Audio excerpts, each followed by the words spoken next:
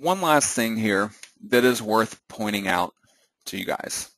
And this kind of applies to not just the post and page system here, but really to almost any administration page throughout WordPress. Something that a lot of people may not realize is that there are often different features of WordPress that are not shown to you by default, simply because they want to simplify everything for you as much as possible. So they won't show you particular things. But WordPress can actually do more than what you may have previously thought that it could do.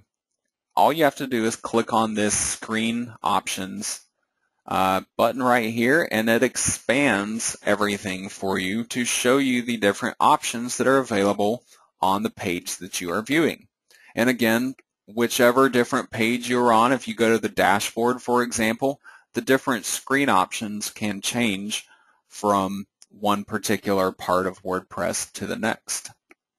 So if there's some part of this page that you find yourself using all the time, and maybe there's something you find yourself never using, like maybe you don't ever modify the discussion or the comments section because you've already set those settings properly in the discussion page of WordPress. So you could simply not show those and save yourself a little bit of room by simply checking those right there and making them disappear.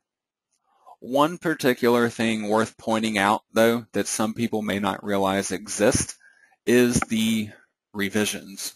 Once you create content on a WordPress site and go through and update that content in future visits to that site, WordPress actually saves each of the different versions of the page that you are working on each time you actually publish it or update it.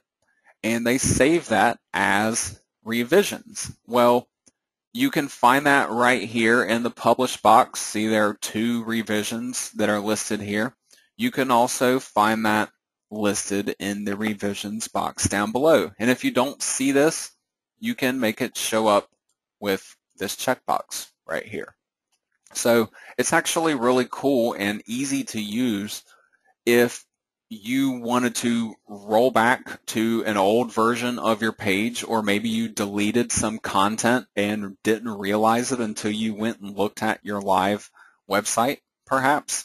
You could go back into your old content. So this might be your current content, whereas this might be the old content listed down below it. And you simply click on it. It'll actually compare your content from your current content to the old content, and if you want to restore it, you can just click on the restore button and it'll restore the entire page for you. Or you could just pick and choose different parts of your content to take back and add in manually, for example.